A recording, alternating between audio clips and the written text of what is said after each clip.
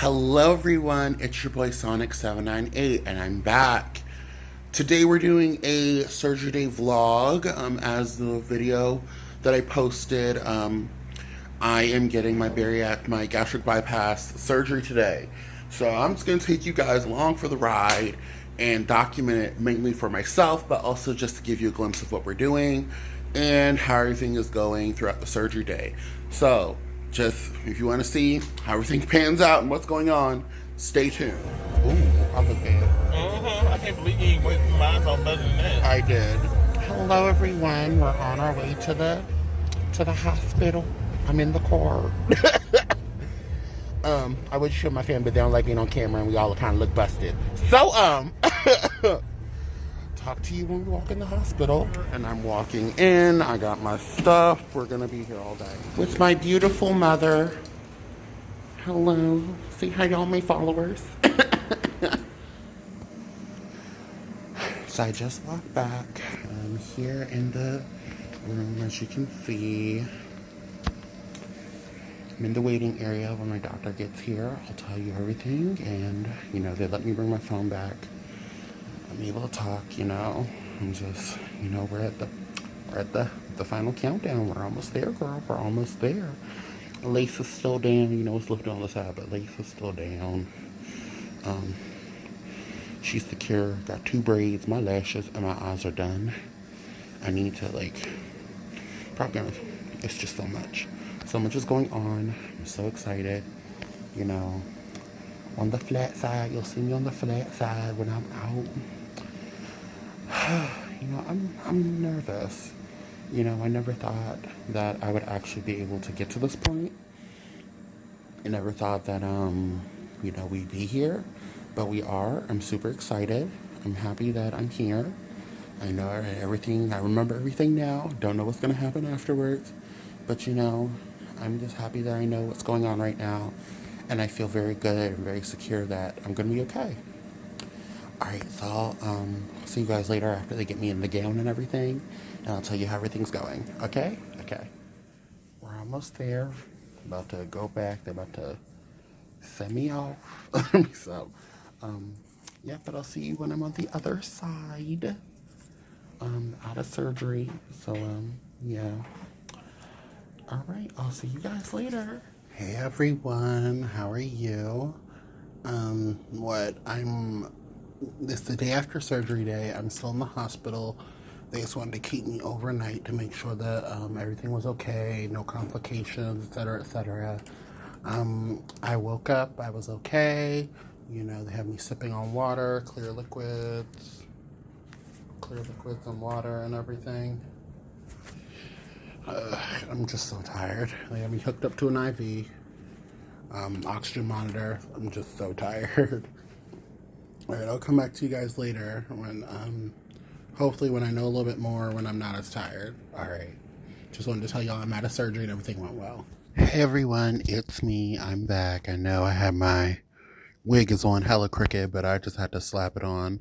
I'm about to get discharged. I'm going to be on my way to my grandmother's house to stay with them for about 5 days before I go back to my apartment. Alright, I'll talk to you guys later, and I'll give you a full and better video about the surgery experience because I did a terrible job vlogging. Ugh. Alright, I'll talk to you guys later. Bye. So, as you can see from the video I've added in the beginning, did a very bad, very janky, very run-of-the-mill surgery vlog. So what happened was I was supposed to be at the hospital by 11. I woke up at like 7 and I could not go to sleep. I was up the whole night. I was tossing and turning. I was still hungry from my liquid diet and it did not. It was a lot. Um, my aunt, grandmother, and mother picked me up. COVID restrictions have loosened a little bit in Maryland as it pertains to hospitals, so I was allowed to have one person go with me inside the hospital. My mother was there because my mother controls my insurance until the end of the month because my birthday just passed. That was the whole thing. But because it was the first, my mother was still my main insurance person, so I had her there with me, and also she was the one who knew the most about everything that happened last year when I was in the hospital. And I know that if anything else, like she wanted to know what was going to happen and how it was going to happen. Um, so my aunt dropped us off at the main entrance. My mom had to get COVID scanned. I told that I got COVID scanned, even though because to get the test, had to test negative for COVID anyway, so I was allowed to be there. We go up, we walk, we go to the surgery, the operating surgery section. Um, and we had to go up, the elevator. One of my cousins called who had the surgery years ago, but she called to see how I was and everything was going on. We signed in. They um they made us wait for a little bit, about 20 minutes, if that, because I had to wait for someone to like intake for me. So I went back to ask all these basic questions. They were like, yeah, what's your date of birth, da da da, sign this in case you do get intake if any complications happen, which is also a very triggering question, especially after it happened last year, because I remember signing the piece of paper where they said, hey, this is a clearance for, or the signing the little pad that says, hey, this is clearance for us to intake you if you have any severe issues. And I remember signing it last time thinking like, oh girl, it's just a routine surgery. And what happened, I was in the hospital for 2 weeks. So we don't take that as serious. We don't take that lightly anymore. So after that, I went back with my mom in the waiting room, waited another 5 minutes. They said, okay, well, we're clear to take you back. So I grabbed my stuff. I had my backpack with my iPad and everything else. I had all that, and then I also had my hygienics bag. I had like my, what was it? Toothbrush, toothpaste, deodorant, stuff like that. So I went back and then they put me in a room. And they're like, okay, well, this is the room you're going to be in. We give you 2 gowns, strap one on the front, strap one on the back. They do this for a lot of the heavier patients because this is what happened. They do that a lot with the heavier patients because that's what they did for me when I was in the hospital last year. They made me wrap one in the front and then one in the back, and I wore it like double wrapped. So then I took off all my clothes. I was double wrapped in the nude in my hospital gown. So they then one of the med tech, I believe, the medical assistant, came in and was like, "Hey, we actually need to move you because we have another patient who needs a low air chamber or a high air pressure room here, whatever it was room." And the one that I was in was that, but they were just going to move me across the hall. I said, "Sure." I was walking; it was fine. So I took all my stuff and I went across the hallway. So I lay in I'm in the chair. They're trying to take my vitals. They're getting my vitals, my temperature, you know. And then they were trying to feed an IV into my arm. Girl, let me tell you. So they were having a hard time finding my vein, which is actually very weird because when I go to anytime I get blood drawn, I always tell them use a straight stick, which is because if you're a med tech, if you're a medical or anyone who's gotten blood drawn, you know this. They have the really thin butterfly one, which is the 2 prongs with the thin needle that goes in. Once I was about age 13, 14, my I was so big and my veins got so deep under fat that like under the body fat around it, that I could no longer use the butterfly comfortably because I would like take 15. It would take a whole bunch of sticks. They had to try both arms. It would never work. So what they then ended up doing was the straight stick, which is the needle instead of the butterfly with the tube that goes to the part and then it connects to the blood drawn part. They take the one that's connected just to the part that collects the blood and stick it in your arm and pop the piece in and it comes out. So they were trying to do it with a butterfly, and I was like, I don't know if you want to do that. Also, I was on a full liquid diet for 2 days before my surgery. Now, my surgery, like, if I know you're gonna be like 2 days, the place that I was at, we did a low starch diet for 3 weeks that I really did not follow. But we did a low starch diet for 3 weeks. And then we did a low starch diet for 3 weeks, and then we did 2 days of liquid because it was a way for us to still be able to eat regular food without suffering. Like most of y'all in these programs be talking about, oh, I was on a 2-3 week liquid diet. Girl, the ghetto. I absolutely was not. Mine was 2 days, and I was on no low starch for 3 weeks. So those 2 days I was on liquid, I wasn't really hydrating as often as I was. I was drinking protein water and broth. That was literally lunch, dinner, breakfast, lunch, and dinner was protein water and broth. Protein water and broth. So I stopped drinking because I went to sleep early on Monday night. I went to sleep like maybe 9 or 10 o'clock because I was so like, okay, I have to be up and ready to get to the surgery. So I didn't even drink water, and I don't think we were allowed to eat or drink anything after midnight. So I wasn't even allowed to drink water. Girl, I went to I think what happened was I was dehydrated, and when you're dehydrated because your vein, the interior of your veins, is actually made of water. There was no real water for them to there was no real like way for them, so they had to get like a sonogram and like sonogram my arm to find a vein in order to get the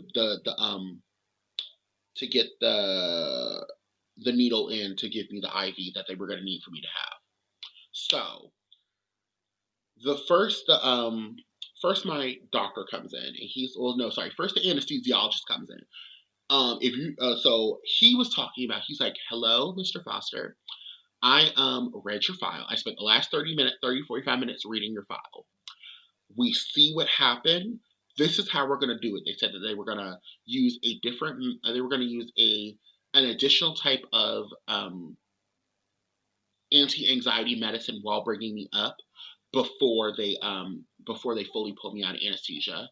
They also said that they were going to wait until I was partially awake. I would still probably not remember it, which I don't, but I would be partially awake while they were bringing me out to make sure that everything was clear and my breathing was clear before they pulled me fully out of anesthesia. And so when he was talking about this, I was like, wait.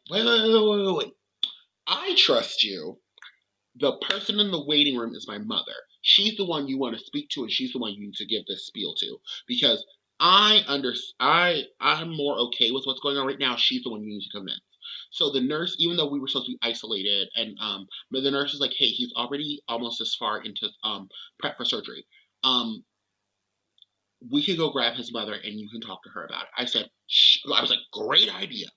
So they ran out to the waiting room, pulled my mother, and I was like, "Hey," and I was like all there in my gown, and she's like, and I'm like, "Mom, there's the anesthesiologist. There's the one you want. Because my mom even said, like, my mom kept asking me before the surgery, has the anesthesiologist spoke to you about what's going to happen? Has the anesthesiologist spoke to you about what they're going to do to make sure that this doesn't happen again?" And I was like, "Yeah, they kind of have, but they kind of haven't." And this was like weeks before. So this was the time that I had to get my mother back there to be like, "Speak to her. Tell her what you're going to do." Because if anyone needs to know, it's her. Because she's the one who's going to be complaining if something goes wrong again. So he came in, and he talked, and he was like, "Yeah, this is how we're going to combat it. This is how we're going to fix it, or whatever." Then my surgeon came in. Now, like I told you, my original surgeon was only working out of the surgery center because of COVID. However, the two people who were underneath of her were still doing regular work at GBMC. So they found me a day when her colleague was working in GBMC. So I had to go and get my get my body done, girl. That's gonna be further down the line when I hit my goal weight. And he did mine. So he came in. He was like, "Yeah, this is how we're gonna go about it. It should only take like an hour and a half. Like he said, it should take 2 hours. It took 4, and we'll get to why in a minute. He said it should only take like 2 hours, 1.5, 2 hours to do. So he was like, "Okay." So they finally talked to me and my mom about like how we're going to do it, et cetera, et cetera. He said that because of what happened last time, and also because of my history with everything that went on and me having sleep apnea, he wanted to keep me there overnight. Now, what was happening is a lot of places were doing it as inpatient procedures, outpatient procedures, where you went in, you got your body down, as long as you were up and walking, they sent you home. They wanted me there for the 24-hour watch. So I was like, "Fine, that's okay. I really don't care." So he sent me in. He was like, okay, well, like, we're gonna take you back to the operating room. We have the operating room prepped and everything. We're gonna take you back. You're gonna get your surgery. Say bye to your mom. I was like, okay, cool. So I said bye to my mom. You know, they wheeled me off. I remember them wheeling me up. That's the main part about this. I'm happy about is that I remember everything that happened. I remember what happened, why it happened, what time it happened, everything. So they wheeled me off to the back, and they wheeled me off to the back, and they put me on the elevator. We got off the elevator. They turned over and opened the doors. So mind you, I'm on like the stretcher, the hospital bed thing, and they're like, okay, so we're gonna need you to get up and get on the operating table. I'm like, oh, I thought that y'all swiftly moved me over. These bitches were like, no, get up. So I got up, got on the operating table, and they were like they told me to adjust a little bit, put my arms out, you know, T formation. I told them even before, they're like, yeah, we are gonna even the ancestral way, we are gonna restrain you just as precaution. I'm like, please do, because I ain't trying. If anything else happens, I can't. I'm already in classes. This isn't a week before classes. Like I'm in classes already. So please make sure this goes fine. So I took my what happened? Oh, I went to I got on the bed. They didn't strap me. They didn't restrain me yet. I think they waited until anesthesia kicked in. But I was on the bed, T formation. They made me scoot over a little bit just to make sure I was on the bed right. And they put the oxygen mask over me, and I was like, they're like, okay, like this, just some oxygen, just get you breathing. I'm like, okay, just tell me when you're gonna knock me out, because I would just like to know when you're gonna knock me out, because I've already had bad experiences of not knowing when things happen. They're like, sure, we'll tell you. So I was on the oxygen for maybe like 2 or 3 minutes, and they were like, okay, we're pushing the anesthesia, and we're gonna see you on the other side. I'm like, okay, lights out, bitch, like, lights out. I was asleep. I woke up, and I was so happy when I woke up, because I remember waking up and looking up, and it said, post anesthesia recovery, which was where they wheel you to before they give you a recovery room. And so I remember I was sitting there, so like my butt hurt, because the way they put me back on the bed, my butt hurt. I think they just got me on the bed and dropped my dumb ass, but it was, my butt hurt so bad. And so like I remember waking up and being like so high off the anesthesia girl, and I was like, nurse, and like I was remember saying, nurse. And she's like, yeah, sweetie, what's up? And I'm like, is this still the first? Like, literally, I was asking, like, is it still the first? Is it still the first? Because that was the thing my surgery was. And I said, is it still the first? Because I was so scared. I had, like, went to sleep, or went into another coma and didn't wake up and, like, woke up on, like, a different day. And she was like, yes, honey, it's still the first. You got out of surgery. You're good. Everything's okay. And I was like, okay, thank you. And like went back to sleep. I went back to like drifted back off until a little bit of anesthesia. I was like drowsy. It seemed like time was taking forever though. Like I was counting down the minutes. I'm like, I just want my cell phone. I just want my cell phone. I just want to get out of surgery, please. So, or get out of this room. So then they wheeled me off to my recovery room.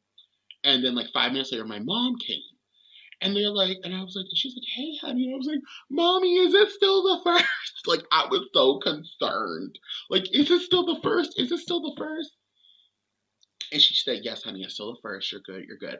Then she whispered in my ear, we're not doing any more elective surgeries. And I'm like, huh? She's like, we're just not. And so, like, I didn't understand. So, like, once I was, like, up and walking around, like, girl, I was in that bed and I was so confused. Like, but then my mom told me that I can't catch a break. Then my mom told me that, like, yeah, everything that happened last year, like, everything that happened last year with the surgery and the anesthesia, and you going off in surgery and had a delirium episode, that almost happened again. Because they said, like clockwork, they were trying to pull you out of anesthesia slow, they were doing it well, and they said literally you started to get combative. However, they knew the minute you started to get combative, they pushed that IV and you were not back out, and then they decided to pull you out even slower.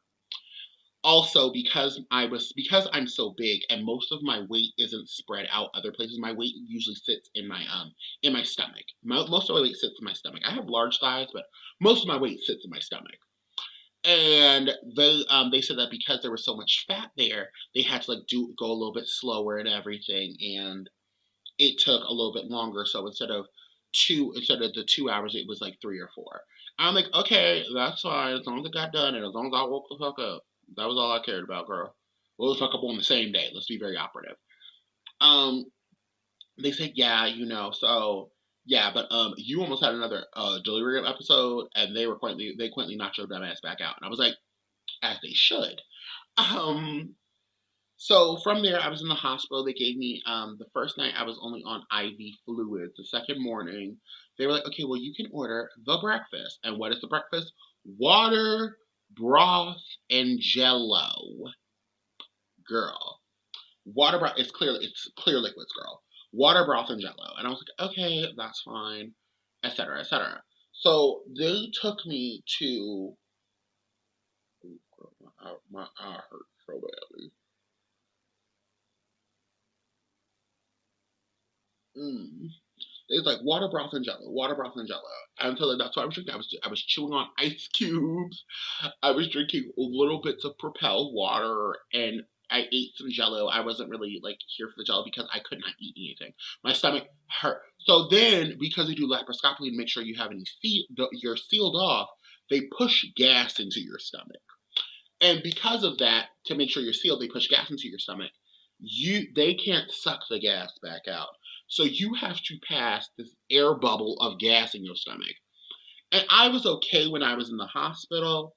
So I was there 24 hours. So I didn't tell you the worst part.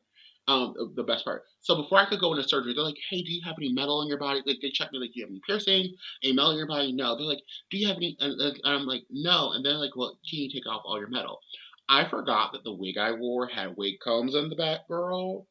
So I had to de-wig myself in this hospital, girl. Like I was so upset. But thank God it was only laid down with got to be glued, because if it was laid down with anything else, I would have ripped my hair. But they were like, yeah, we can't. Like I'm like, does the wig met comb count? They're like, you can't have any metal because the way they do laparoscopy, they're looking through, and I think they use like an MRI type technology or some shit. So I quickly pulled the back up and lifted my entire wig off and took off my headband. And I was like, can you put that in my bag, please? Like, that's why in the clip you saw me, like, I had no wig on because, girl, like, they made me take it off. So the next day, they were like, okay, drink your liquids, and because I'm on an IV drip, I'm peeing constantly. Then they wanted me to get up and walk around the unit twice. Now, if you watch my other video, you know that when I did wake up, I had so much muscle degeneration in my legs because I was not walking for extended periods of time that I couldn't walk. I remember the first night I tried to like get up, I fell out the bed, and like, girl, the ghetto. I could not walk. My feet hurt. Everything hurt. So couldn't walk. So I had to go in physical therapy. This time they said, okay, we need you to get up and walk around, make sure you didn't eat blood clots. If I ain't swing my fat ass off that bed and walk around that unit, I was like, oh, please, stay less, girl, stay less. So I got up and walked around the unit. They said they want you to do 2 laps every hour. I was only doing like one every like 3 or 4, but that was mainly because I was lazy and being on my phone very much.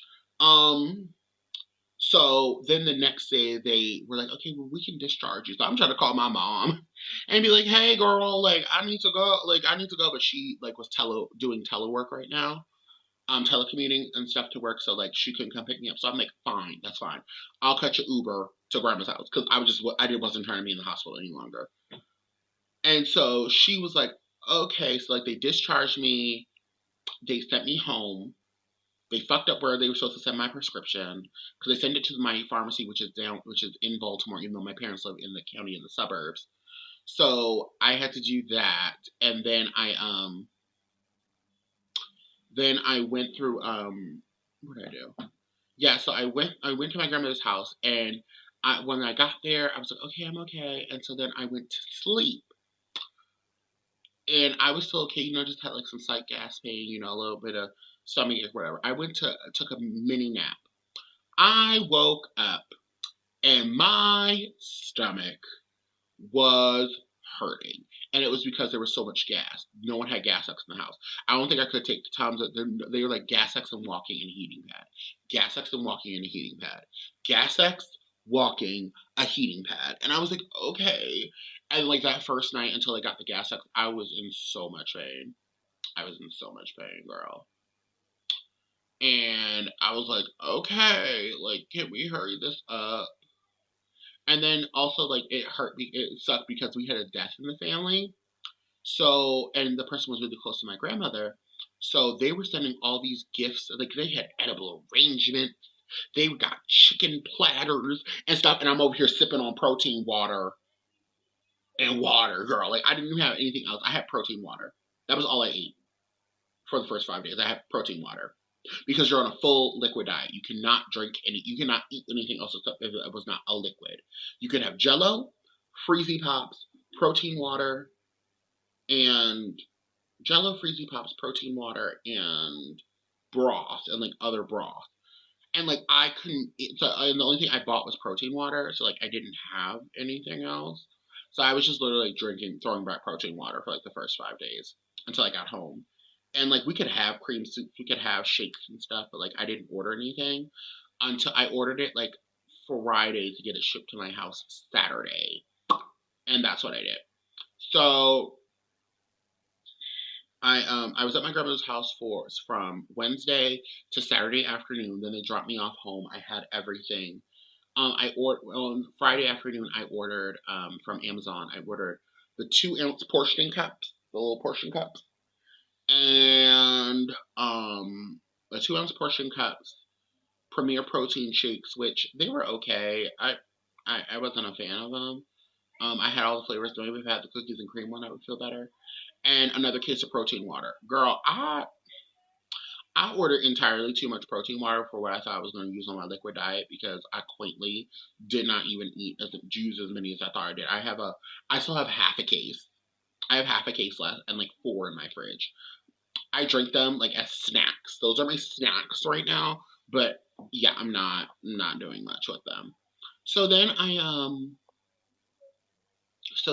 took So the first week was hard, like especially being in the house. But like after I got to after I got back home, I was able to like push with the protein water, and I was just drinking that. And then I had a protein shake, and that was cute. She was cute for what it was. So that was week 1. Week 2 was purees. So we were able to eat things that could be mashed up that were low carb. So I think we could have cauliflower rice, we could have cauliflower mash, the ricotta bake that literally every bariatric surgery program I've watched has talked about that damn ricotta bake. That damn ricotta bake is literally everywhere. It's everywhere. Everyone talks about the ricotta bake. So I made that. It was cute. It got old very quickly. They also said you can make pureed chicken salad. I made pureed chicken salad. It was quite good. I made one that was garlic and herb, and I made another one that was curry. So I made a big batch, like with 2 cans of chicken, 6 tablespoons of mayo, salt and pepper in the blender, blended it up. Then I put half. I have a food scale. I put half in a I weighed it out, cut half of it off, and then put half of it, made half of it into garlic herb, and I made the other half into curry using mild curry powder, nothing spicy because I wasn't trying to tear up my stomach. I wasn't trying to play Russian roulette with myself. And I mixed it up, and I put them in my little 2 ounce portions because she meal prepped. And I did that, and I was drinking a protein shake or a protein smoothie for breakfast, eating the chicken salad for lunch, and eating a ricotta bake for dinner. So that was that, and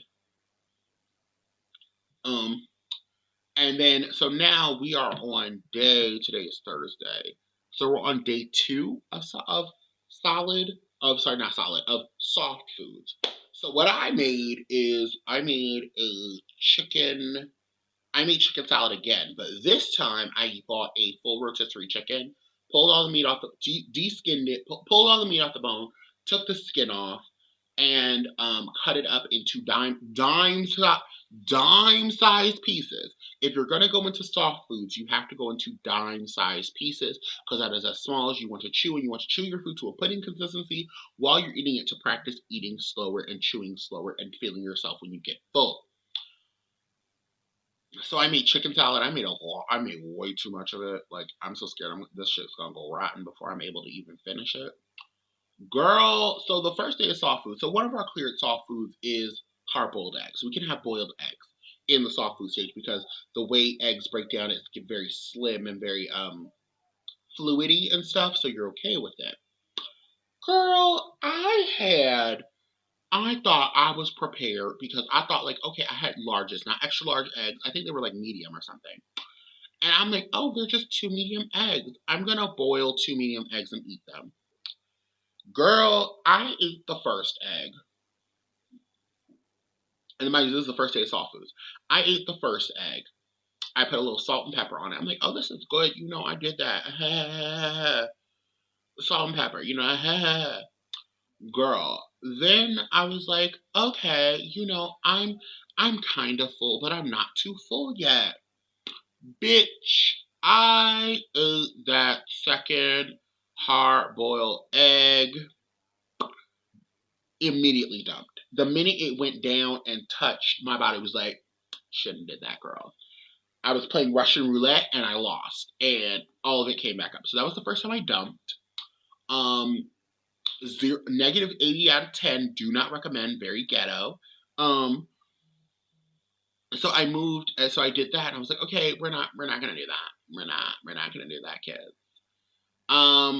So then I made the chicken salad, and now what I'm gonna do. So actually, I have to do this right now. It's morning, and I went back to work last week, but I was at work last night, and so I said I was going to make because I'm probably about to go to sleep. I'm probably gonna try and do some schoolwork, but I'm gonna go to sleep right after this. I made, what was it? I'm going to make taco chicken, which I can make.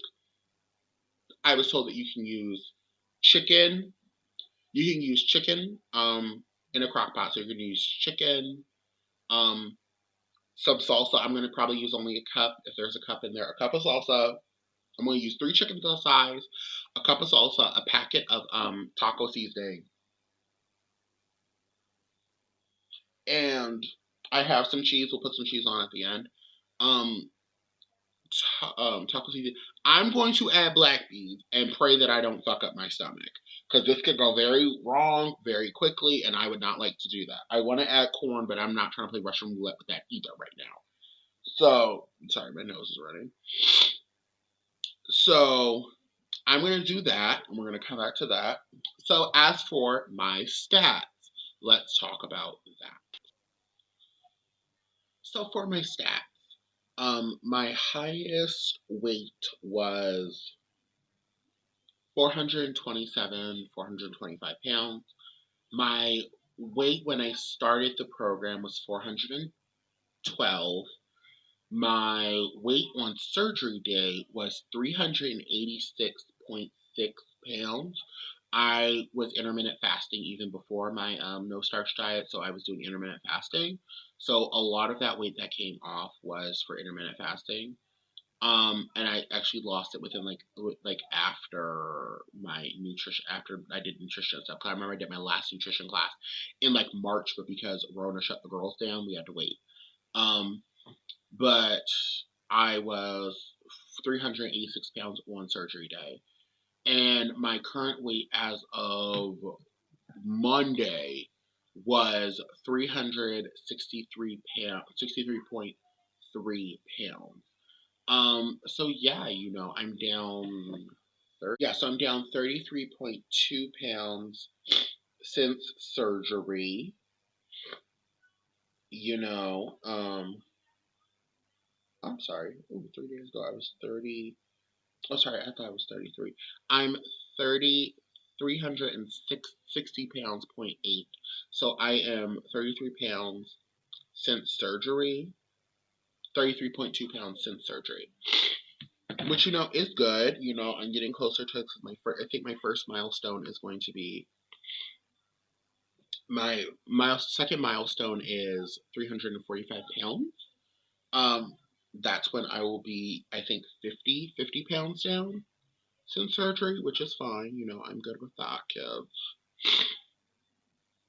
Yeah, on the 14th, I weighed 360.8. So, you know, we're going good. We're getting there. So now, yeah, those are my stats. My waist, so the only measurements I really check for on myself are my chest and my waist measurements. My arms, I really don't have a lot of problems with. You know, there's some extra fat just for me being big, but I don't really have like drop arms or anything, so I'm okay with that. So my chest measurement beforehand, I would wear a four or 5X. Let me measure this right now for you. So I would wear a 3 or 4X, which ranges anywhere from a 56 to a 58 to 60 chest broadness,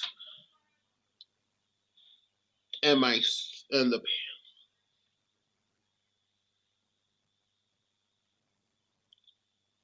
so from the highest part of my chest, which you're supposed to measure over the largest part of your chest.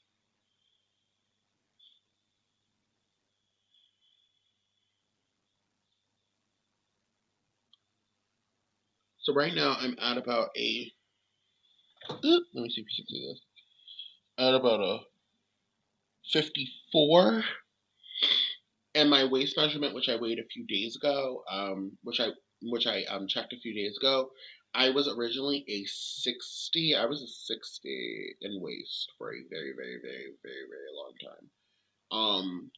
And when I measure myself now, I'm a 54, 54, 53 and some change.